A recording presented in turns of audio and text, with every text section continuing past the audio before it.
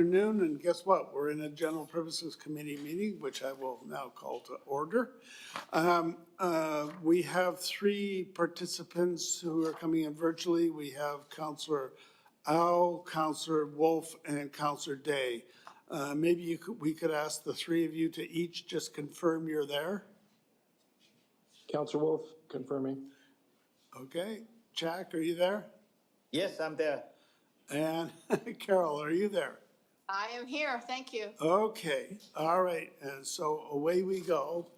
Only one item on the agenda, the OCP targeted update, et cetera, et cetera. John Harkmans and Suzanne. So,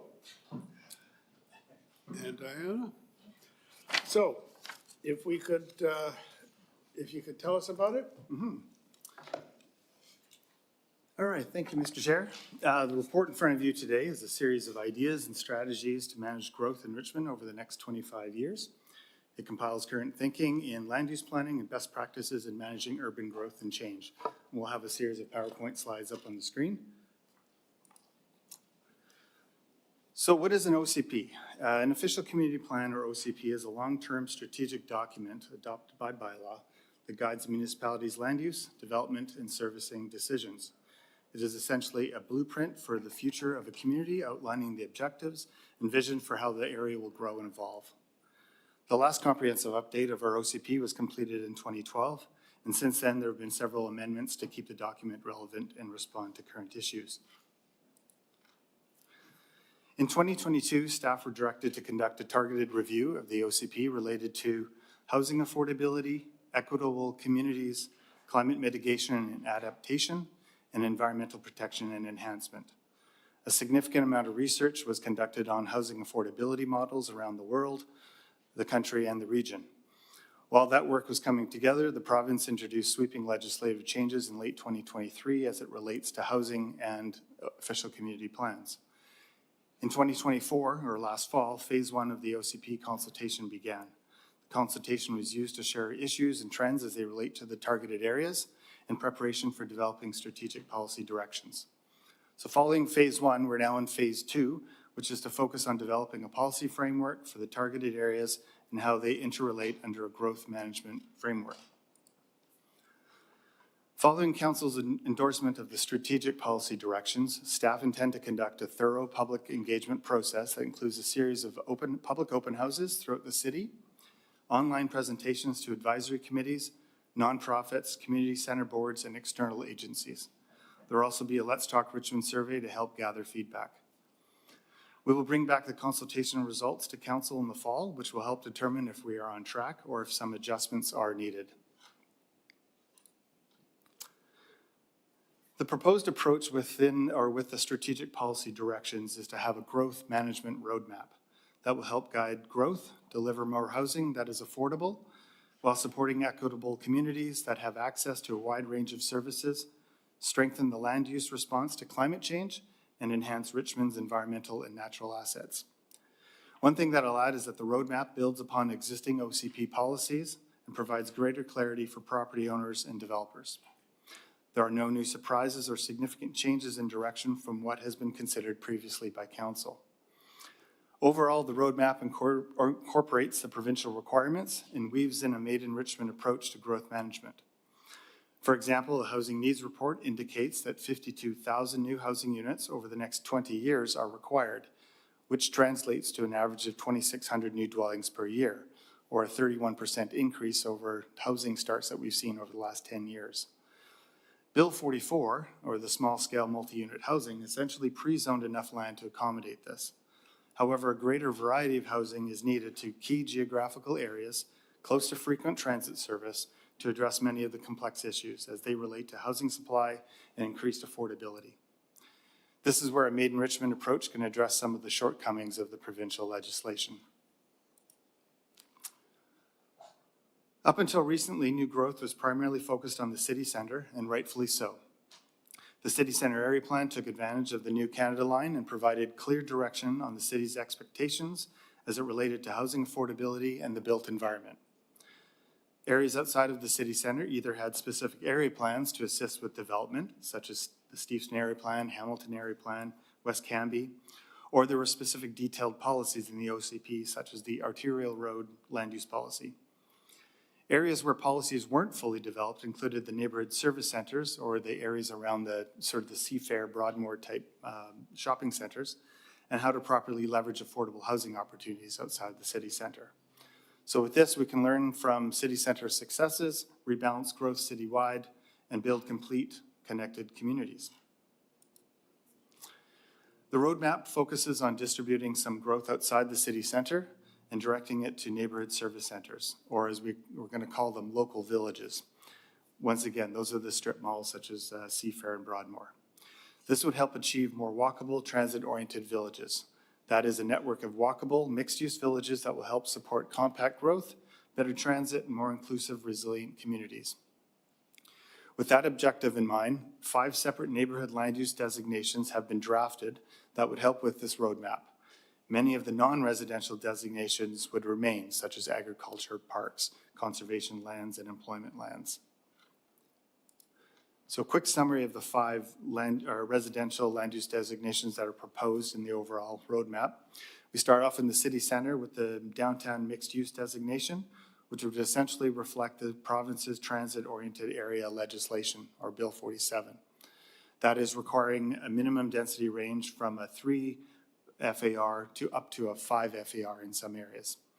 So, but please note that the city's existing aircraft noise management policy would still stay in effect, directing any residential development away from those areas.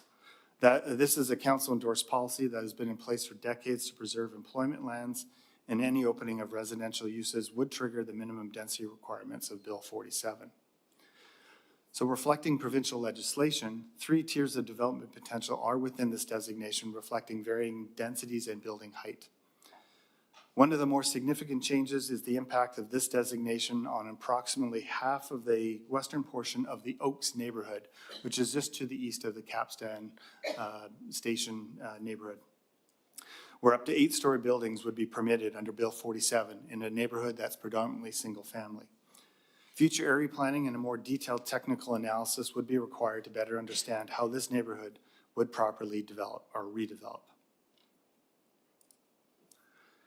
The second residential designation is the downtown perimeter, which would include areas surrounding the city center, largely outside of the transit-oriented areas, but in most cases would include existing multifamily neighborhoods such as West Canby, Bennett, Ash Street, North and South McLennan. With respect to the eastern portion of the Oaks neighborhood, as I alluded to earlier, the downtown perimeter designation would allow townhouses at a similar density as small-scale multi-unit housing, or SHMU, to allow a transition to low and mid-rise residential development, which is allowed in the transit-oriented area. As most of the downtown perimeter areas are outside of TOA, or transit-oriented areas, there's increased opportunities to using density bonusing to secure purpose-built rental housing and low-end market rental units. As in the downtown mixed-use designation, there are 3 tiers that reflect varying densities and building heights. The third residential designation is local villages, which would include the existing neighborhood centers, like I say, such as the Broadmoors and the Seafairs, and the immediate areas around it. There is a tremendous opportunity to look at how those areas could change and serve a growing community. New housing, including market and below market rental, typically will be cost effective with 4 to 6 story wood construction. The 2 tiers of varying densities and building heights in this designation would be able to accommodate housing with increased levels of affordability. A strong policy framework would help guide redevelopment in these areas, including large apartment sites and the actual shopping mall sites. Through redevelopment, there would be a concerted effort to create a street frontage, like a high street, and consider mixed uses to create a village concept. Additional area planning would be required for each of the local villages to consider their specific context and technical requirements.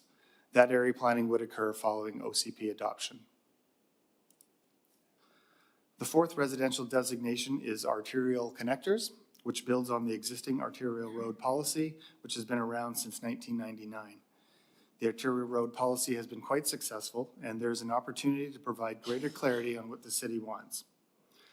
Bill 44, or the small-scale multi-unit housing bill, has also pushed us to look into how to improve upon the arterial road policy, as there is little interest in having multiplex development where land could be consolidated into townhouses and low-rise apartments with opportunities for more affordable housing. Similar to the other proposed land use categories, there are 3 tiers that reflect varying densities and building heights ranging from, actually 2 tiers, sorry, but there's a sub-tier under Tier 1 that would allow a range of building heights and densities ranging from 3 to 4 stories. The 5th residential designation is neighborhood residential, which largely reflects small-scale multi-unit housing. As SHMU only affects properties less than 1 acre, there are 2 tiers in this designation. The first tier would allow the 3 to 6 units per lot, depending on lot size and proximity to frequent transit. And the second tier would allow higher densities subject to increased affordability. The new residential land use categories would mix in with the existing land use designations to create an updated land use map. Once again, this is all draft and up for discussion, but it creates a revised roadmap that distributes growth responsibly. The last part I would like to speak about is the pathways to success. The roadmap focuses on the 4 targeted areas and identifies 3 levers to encourage the right growth in the right place, encourage investment, and optimize positive community outcomes. For each target area, there are 3 proposed pathways. For housing affordability, the focus is on 1, building more housing for new and existing residents. This would include focusing on wood frame housing construction, which is less expensive to build. So essentially more supply. 2 is more purpose-built rental and housing that people can afford. That is allowing more density, height for rental, or 100% rental, providing those opportunities. The city could certainly look at pre-zoning in strategic areas, such as near local villages or areas with high-level transit service. And thirdly, the focus is on how to get more non-market housing. That is finding strategic ways to get senior governments to invest in building more non-market housing. The next target area, equitable communities. We cannot look at addressing housing affordability in isolation. New housing and new communities need to have access to resources and opportunities. In reviewing existing social equity policies in the OCP and elsewhere, a lot of work has been accomplished. For this exercise, the focus was on how land use planning can have an equity lens. As part of this work, a series of equity maps were produced, which helps to understand areas that are underserviced. The 3 pathways that the roadmap focuses on include preparing an equity-based community planning engagement toolkit. How can we get everybody involved and folks who don't normally participate in community planning involved? Secondly, preparing an equity-based land use and development strategy. And third, preparing an accessibility implementation framework. For target area number 3, climate mitigation and adaptation, it's hard to prepare a long-term land use plan without considering how climate change will impact us. So this target area, a lot of work has also been accomplished through the Community Energy and Emissions Plan, or CEEP, with high-performance buildings and flood protection measures. The 3 pathways for this targeted area include 1, focusing on prioritizing continual improvement and high-performance development practices. 2, looking at how to connect climate-resilient, transit-oriented urban villages that are not dependent on the automobile. And 3, how to future-proof public and private spaces. As an example, addressing extreme weather conditions for public open spaces with proper shading. The 4th targeted area, environmental protection and enhancement. Richmond's surrounding environment is one of the main reasons why people love to live here. It is always a delicate balance with protecting and enhancing the natural environment while accommodating new growth and development. Once again, there are a number of existing policies related to protecting trees, environmentally sensitive areas, and other natural assets. The 3 pathways for this target area include 1, protecting and enhancing Richmond's natural assets by better understanding our ecosystems and biodiversity. A suggestion is to prepare a green-blue ecological network connectivity plan. 2nd, foster environmental stewardship by preparing a biodiversity assessment and urban design action plan. And 3, prioritize green infrastructure and innovation, which may include preparing an urban forest action plan for both public and private land. Many of the plans and initiatives will occur following OCP adoption. However, an annual work plan would be part of the OCP, which would be monitored regularly. With the provincial requirements to update the OCP every 5 years, that work plan can be reviewed on a regular basis. And just before I wrap up, as council is aware, a revised environmentally sensitive area or ESA map was presented and endorsed for public consultation by council in April.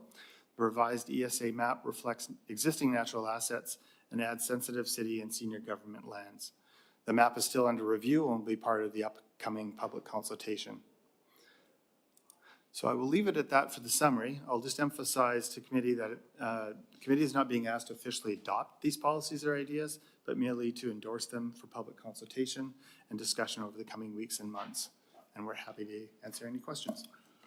Okay, thank you, staff. We've got a couple of councillors already. Councillor Liu, Councillor McNulty, Councillor Heed. Councillor Glanders. Okay, Councillor Liu. Thank you for this report, and I think it's well laid out so that people will hopefully understand what it is they're looking at, because there are lots of different things going on with ESAs, affordability, GHG, environment, all the different pieces coming together. It looks to me that we only allow 6 stories if they're going to be purpose-built rentals. Is that true? Through the chair to Councillor Liu, what I would say to that is that it is from an economic feasibility standpoint, 6 stories is sort of the magic spot. You get beyond that, you're into concrete construction, which is going to be extremely expensive compared to wood construction and would probably price out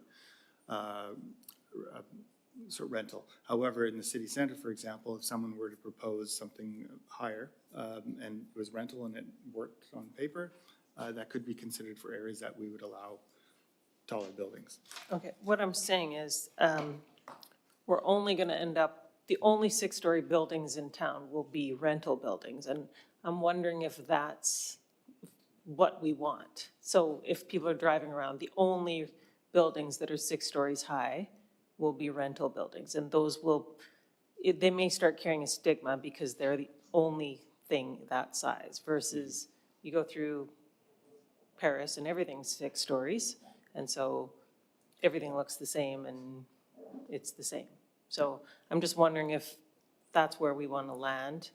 I think maybe not. So there's other ways to build in the equity for those extra 2 stories for other buildings that go higher.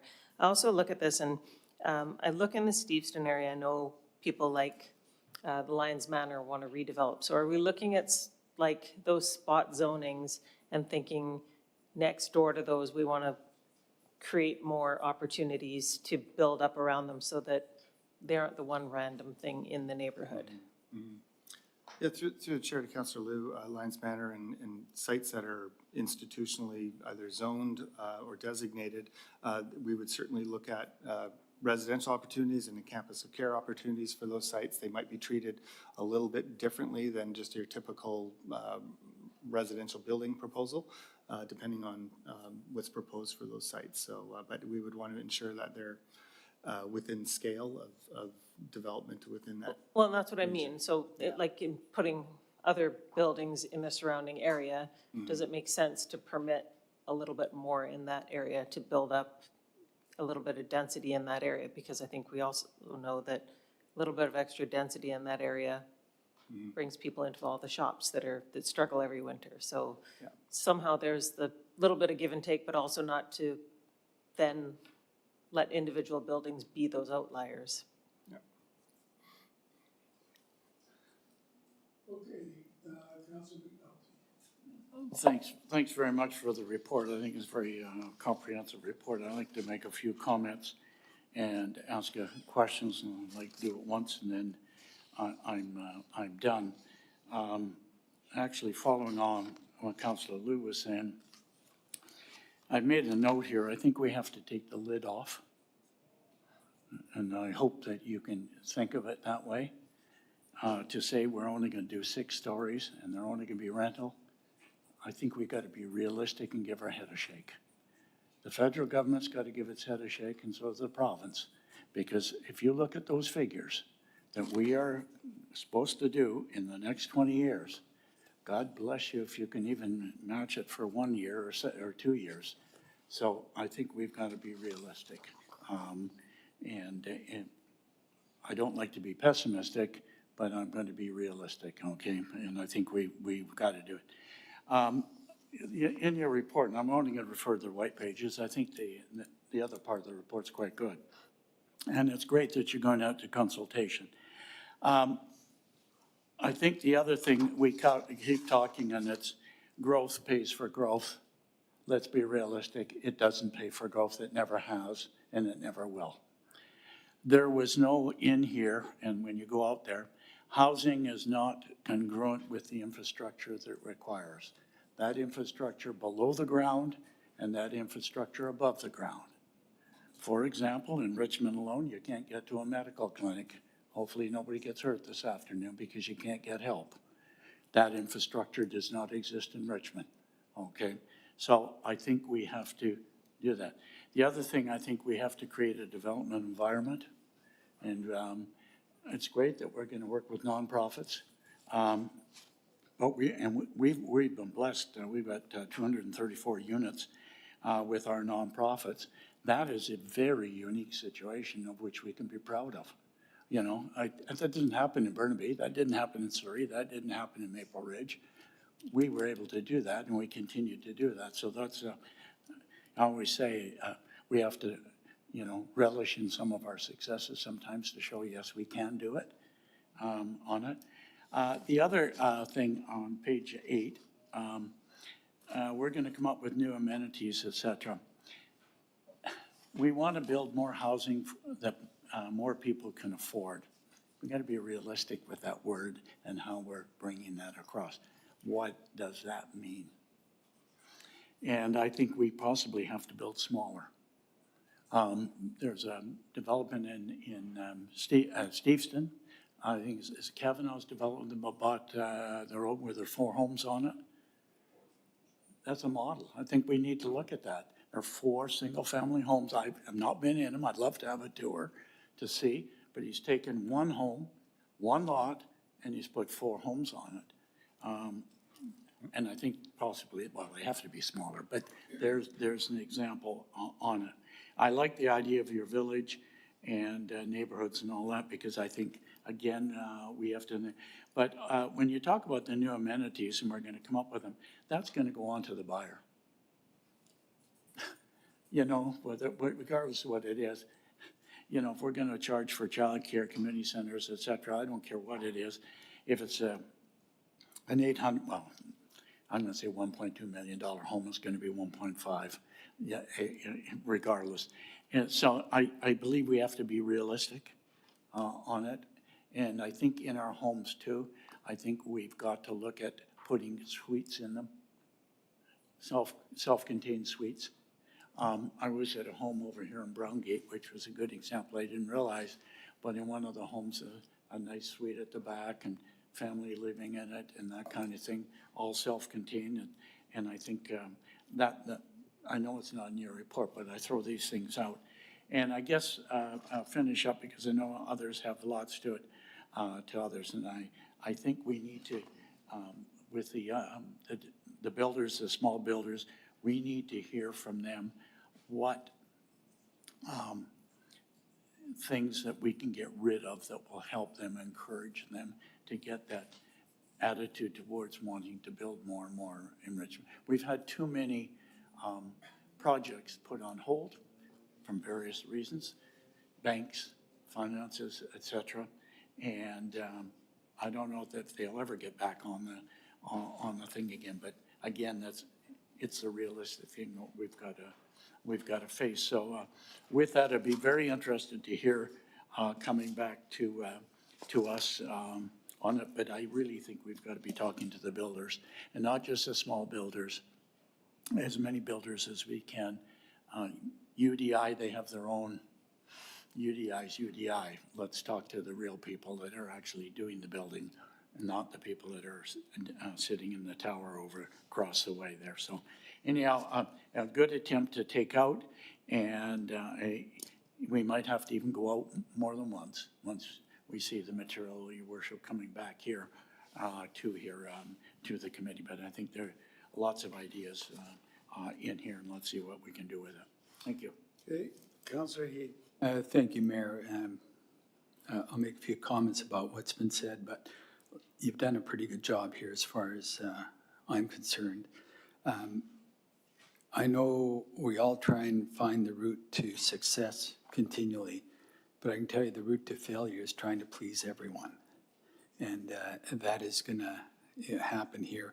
And, when we talk about rental versus ownership or something like that, we've got several developments around here that are 6-story, that are market, that are condos, that are sales. So I don't buy into this, well, if everything is 6 stories or whatever, it's all rental. When no, in fact, we've got several really nice buildings around here that are not.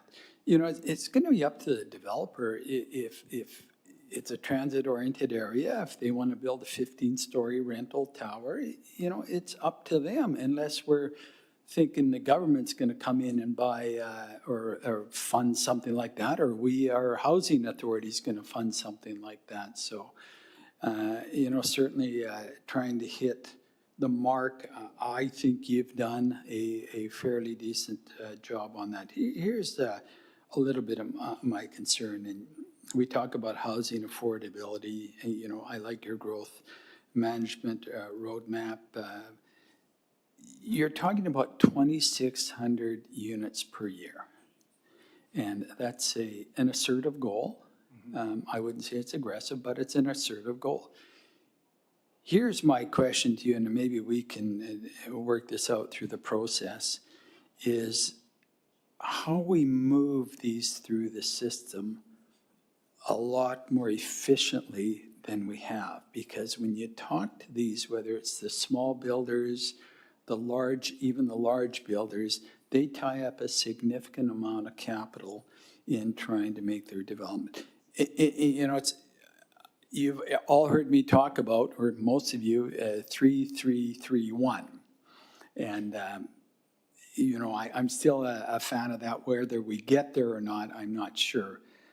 But unless we start to move it through the process, find a way, I know we're going to go to pre-zoning and stuff like that, finding a way to move so we can encourage, as Councillor McNulty says, encourage the developers to come into Richmond and make sure we're able to build 2,600 units per year going forward, at least for the next 25 years to 2050.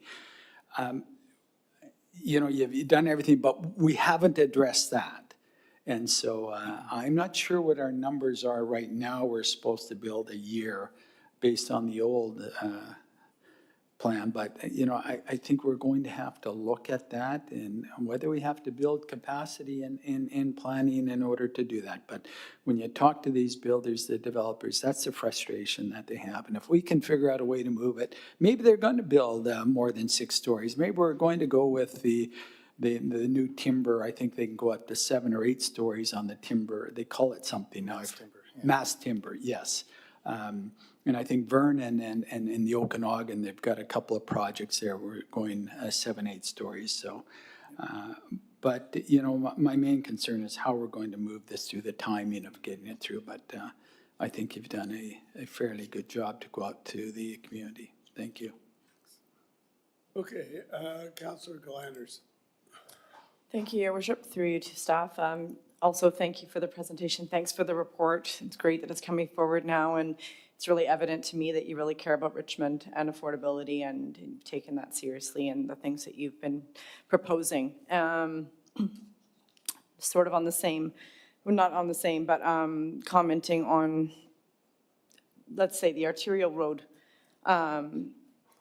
policy. So in the slides, saying that there's, let's say, 3 levels for a townhouse and then 4-story if it's rental.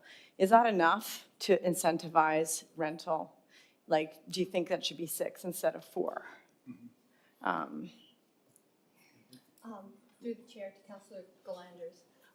So Richmond does have an awful lot of land to work with when we're talking about this. The arterial roads are kilometers long. So the intent at this point is to focus not just on the amount of housing, but providing opportunities for diversity of housing so that if you're thinking of it from a developer standpoint, they're not all trying to build exactly the same product at the same time. So there's more opportunity for smaller home builders, small apartment home builders, other builders to get involved and all do work at the same time. Likewise, opportunities for people who are looking for homes to be able to choose between townhouse opportunities or low-rise apartments. And then in terms of how big should be big, we have done quite a bit of preliminary work in terms of the capacity that is being generated through the plan, and there is capacity there. So as has been mentioned by some of the council members already, part of what we need to do is figure out how to really put out the welcome mat, or another way of looking at it, remove barriers so that people can actually do what the city wants to do in a timely manner. And it could be that increasing heights beyond what the plan says, especially to 6 stories, which still keeps you within wood frame, might be a really great idea. But then again, it might be that we end up just bumping up the price of land. And so we now end up sort of with a smaller pool of people that are doing work. So the intent is just a first step is to see if we're, if like a temperature reading, we're going in the right direction, and then obviously to refine it in line with some of the questions that you're raising today. Yeah, fair enough. And so where I'm going with that is it's just, we really do need to see more rental. The policies of this council in the past has made it that we've only built, 3 to 7% rental over the last 20 years instead of the 25 to 30% that we need to maintain the population of the people who rent in Richmond.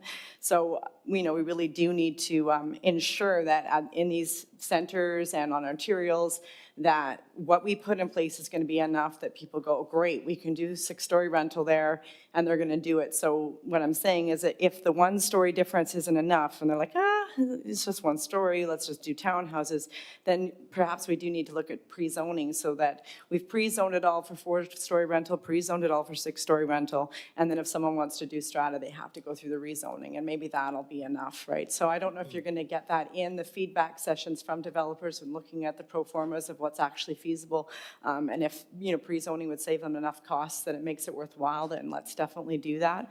Councilor Rinaldi or a couple of you have made a good point about amenity space. I do think we might need to rethink how much amenity we expect. I'm just thinking about those little playgrounds that we require in complexes. I mean, let's walk to the neighborhood park and use their playground. Do we really need to, kids always want to go to the biggest, most exciting playground nearby. Do they really want to use their little one that's super costly in their development, and it's a huge cost increase for the developer? So we should be rethinking those things and talking to the development community, especially if it's going to be rental or family-sized strata that people are going to live in and not just for investors. Yeah, so I think we're on the right track. I'm looking forward to hearing what the development community has to say. And yeah, thanks. Thank you, and through the chair. Thanks for the report. Very comprehensive. Lots of information. I'll definitely be supporting, sending it out for consultation, obviously. But a lot of good points around the table too, just now about the amenity space. Just heard about that on the weekend. Possibly more consultation could be important, and the efficiency of the process, I think, is something that we should always be looking at to improve, even though people are probably doing their best, but there could be things we could do different. A couple questions. With the 52,000 over 20 years, when I thought back to the Metro Vancouver growth strategy, the 52,000 units seems to be more people, if you did it times 2 or 2.5, than the growth strategy. So I don't know if you have an answer to that or a comment, but what's with the discrepancy in my math? Through the chair to Councillor Hobbs, what I can say is that the 52,000 is from a formula that the province derived to how to determine housing needs over the next 20 years. Those numbers are quite a bit higher than the Metrovan projections, and that applies to all municipalities having to use this formula that was required from the province. So that's why the numbers are aggressive. They're 30% higher than what we're currently producing. And but those are requirements from the province that we need to incorporate into our OCP to say that, yes, we do have the capacity to, for 52,000 more homes over the next 20 years. That can be accommodated within the OCP, and that's that's what we need to provide. But it is higher than the current projections right now. Yeah, and I agree with the previous comment, pretty aggressive, so, it's a good goal. And one question I have about the arterial road policy, and you just mentioned it, the capacity that's on that. And I asked this question a few years ago, and I wonder if it's changed. As far as building out the arterial road policy as it exists and the changes that have happened since, kind of where are we with that? You just mentioned there's a lot of capacity left just with that policy. Are we at like 50%, or can we say how far along we are? Through the chair to Councillor Hobbs, I don't think we've got any stats right now in terms of how far we've progressed with the arterial road policy. But as John mentioned in the presentation, the changes that came in with SMU, the arterial road policy to some degree is not going to function properly anymore, because now the densities that were being supported along the arterial roads, which were roughly 0.6 FAR, are similar to the densities that you can now do with SMOOS. So any formerly single-family lots that are along the arterial roads now actually have outright zoning on their properties that allow them to do it. So part of what the OCP proposal is to up the townhouse densities by from 0.6 to 0.8, push them up from a mix of 2 and 3 stories up to 3 stories. We still want to see townhouses. That is an important component. But then also allow for the apartment developments in locations, especially as we move into the village area. So basically, every half mile or mile-long cross at each village would be an apartment area. And so that's really going to be a considerable shift in density and form of development than what we saw previously. Yeah, and that makes sense. And my last point, it's kind of a rhetorical question, actually. I don't really expect an answer to this, but when you look at the strip malls like Seafair or Blundell Center or Garden City or Broadmoor, the capital investment to change that, and I think in the past, people have been offered the opportunity to do a little bit of development in certain ones, and I'll leave names out of it, and they have, politely said, no, that's not our business. So my only point here is that'll be extremely capital intensive, and a lot of these malls are owned locally by people who, have done well, but perhaps not as well as you need to build that kind of thing. So I think what we need to do is, look at some kind of incentive or partnership, maybe senior levels of government or something, to make that actually economically feasible for the local owners that have them. Because I don't think all of them are in the position to take advantage of that. And that's a rhetorical one. I don't expect an answer. So, Oh, unless you want to give me one. well, I guess just through the chair to Councillor Hobbs, so that's actually a really fundamental part of the policy information that we're bringing forward. So in 2012, when the last plan was adopted, it identified those shopping centers as ideal locations to densify with mixed-use development. And as you've just pointed out, there's been very little movement on that. And it's not because property owners are unwilling. It means that they literally would put them in a position where they get to tell their grocery store and their other tenants to go away, and maybe they'll come back later after they've redeveloped the site, which is very, very difficult to do.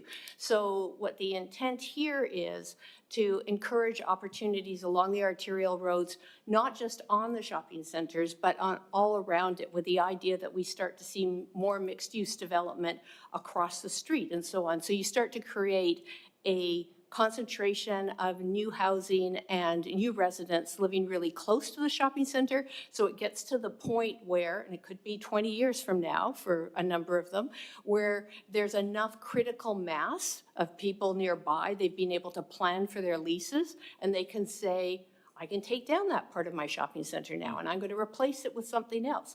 So it's really important for Richmond to set up the idea that we're not just depending on those individual properties to be the villages. It needs to be a bigger area, and then the shopping centers will come along when the time's right for them. Yeah, but we need to make it work at every step along the way. Well, thanks, that makes sense. Thank you. Okay, we'll go to the online questions. First of all, we've got Councillor Wolf, then Councillor Au. So Councillor Wolf. Thank you, Your Worship. A few questions to staff. First off, on May 14th, the Mayor, Council, and City got a letter from Dee Whalen on behalf of Richmond Poverty Reduction Coalition. And in there was basically a number of their comments on the OCP review and calling for more inclusion of rental tenure, fully accessible housing, living wage city, community kitchens, extreme weather shelter response, energy poverty policy, all sorts of valuable contributions. I don't think council mayors saw a reply yet. Has there been a reply to all those specific items? Through the chair to Councillor Wolf, I think I'm aware of the letter that was sent. They had sent it previously, I believe, last year, feedback on the OCP, and they're just resent the letter, I believe, is what they've done just recently. And I think it was sent to mayor and council. We've received it. We have responded. We did respond last year as well, thanking them for the feedback. And we will continue to have dialogue with that group as we move forward with this consultation. Okay, then maybe just a follow-up, if the clerk could just confirm that it was, normally we, council and mayor, get to see the responses. I don't think I received it. Maybe it's somewhere in the piles of papers. Through the chair to Councillor Wolf, there hasn't been a response to their recent correspondence this past week, and we can certainly do that. And we'll make sure that council does receive any correspondence that's addressed to council as part of this consultation process. I appreciate that, thanks. My next question is, in regards to the timeline of all this and the provincial deadline of December 31st, Councillor McNulty brought up, like, we could get the public consultation feedback and then revisit it and then put it back out for public consultation. Is there time for that, or are we so tight that there's only this one round coming up? Yeah, through the chair to Councillor Wolf, what I can add is we're certainly cognizant of the deadlines, and we will try to achieve them with respect to at least having a land use plan that incorporates the housing needs report and the requirements in there. Part of the bringing back a revised OCP in the fall is there will be a public hearing as well. So there is another opportunity for public feedback once we have a more crystallized version of the new OCP. So the intent is to bring forward revised policies in the fall, public hearing, and to achieve the provincial deadline of the end of the year. It's tight, and we're aware of that. So, but that's our intention. Yeah, it sure is tight. Thank you. The next question is in regards to the maps that are on the, this is way blurry because it's focusing on me, but the maps that are in the OCP, the large pages that you gave us, they're really small, and I can imagine when members of the public go to the open houses, they'll want to see their neighborhood. So will there be like blown up images of the smaller areas that are very hard to see on these large maps? Through the chair to Councillor Wolf, certainly the maps and all the boards you see as part of the attachment to the report will be on large poster boards as part of the consultation. There will also be online as well, so residents can zoom in and take a look at specific neighborhoods if they wish to do so. We can certainly, if there's a request to have a zoom in area of a certain neighborhood, we can always consider helping residents out with that and providing them either a copy or emailing a blown up image if they need to look at some more detail. Great, yeah, thanks for that. Just a few more through your worship to staff. In regards to the ESA, the environmental sensitive area maps that I now see in the latest rendition of this OCP review, it's showing what I think is a different map than what council just approved a few weeks ago. Could you confirm that? Because I just looking at the Garden City lands, for example, on the one that was approved a few weeks ago, which I opposed for a number of reasons, like parks, I thought some parks should definitely have more ESA inclusion. But now I think all the maps in the packages and what you just showed almost all of the Garden City lands as ESA. So has there been a change since that recent adoption? Through the chair to Councillor Wolf, so the map you're seeing is a different image than what council would have saw back in April, but it's using an aerial photo. So as far as the ESA information, it's the same that what council would have saw in April. It was just, I think in that map it was it didn't have the aerial photo on it. So that is the proposed ESA map as far as the changes are concerned. Additional ESAs that were added, for example, the South Arm Islands, some of the conservation areas.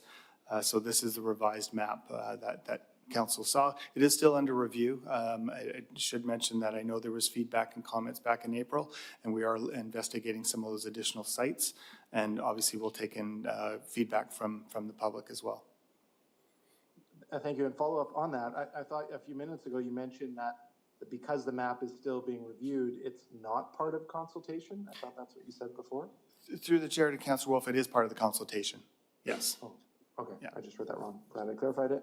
I do value in the way it's structured that when you get to the dark green section,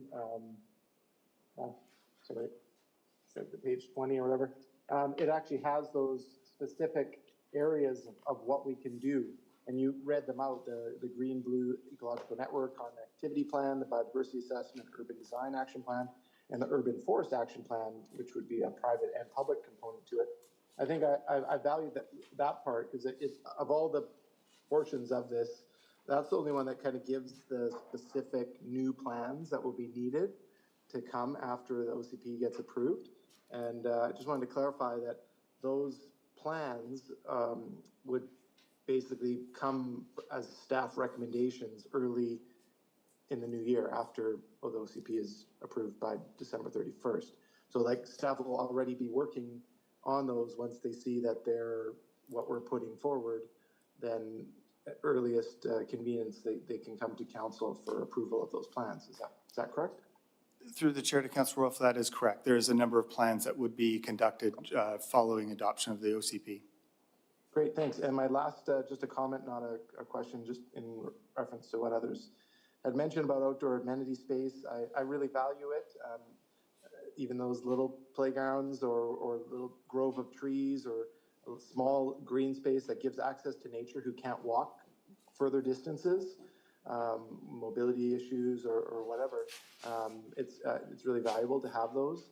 And I talk to international students all the time and I say, oh, what do you like about this area of Richmond where you're at now compared to where you lived before or where you're going back to? And it's amazing how much green space there is between the buildings and little pocket parks and little places you can just stop and not be sandwiched between buildings.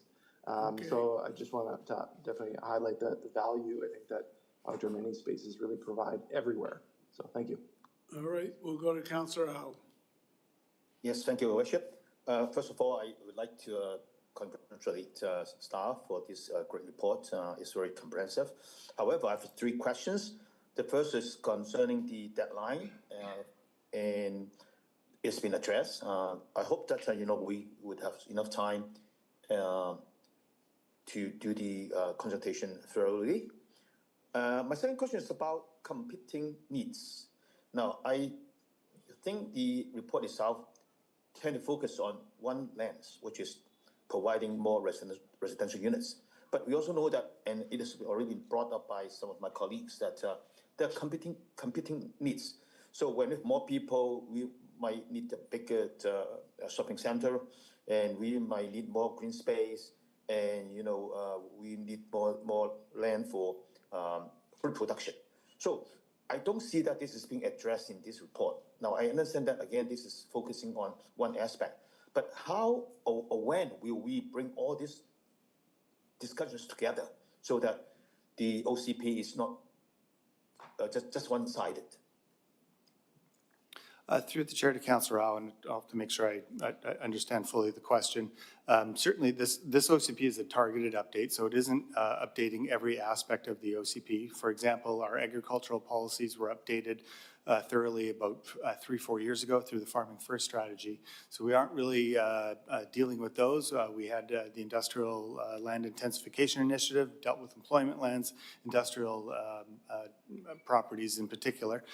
So a lot of those policies are not necessarily being reviewed as the housing-related policies are.